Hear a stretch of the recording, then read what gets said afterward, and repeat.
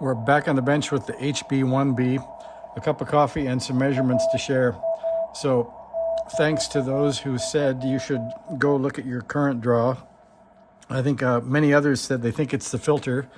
So I think everybody must be right.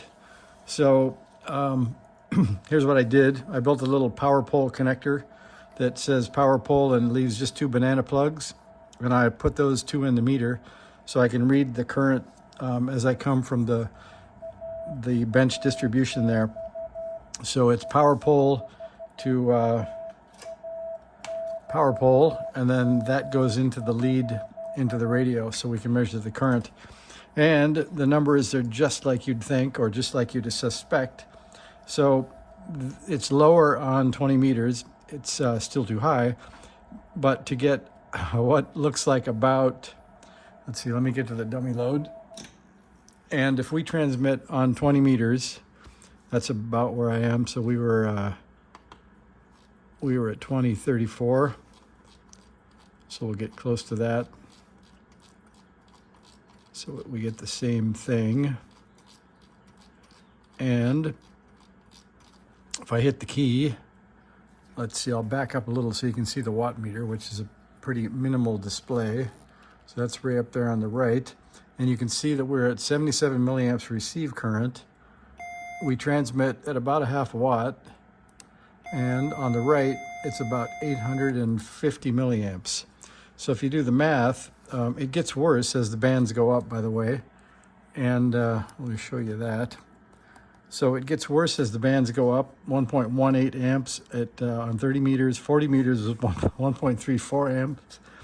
And if you do the math, 1.34 times 13.8 volts, that's 18.5 watts input. So even at 50% efficiency, we should be getting 9 watts out, and we're getting half watt. So what I'm going to do is pull out, let's see if I can get the bigger picture here. I'm going to pull out C7. Too many pictures. There it is.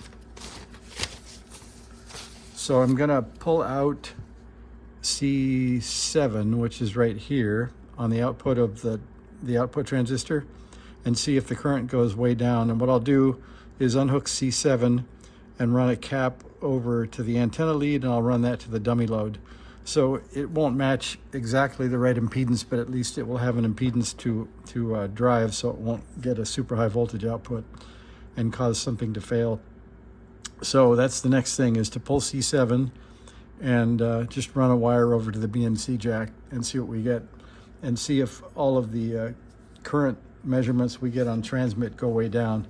So for reference, it's 830 milliamps at 20 megahertz, 1.18 amps at 10.1 megahertz, 1.34 amps at 7.030 megahertz, and 1.2, I think it was 4 amps at 3.5 megahertz. And like I say, 1.34 amps times my bench top of 13.8 is 18.5 watts of input power, which is way too much for a half watt out. So away we go to figure out, as you guys said, what's wrong with the filters, because I'm sure that's where all the power is going.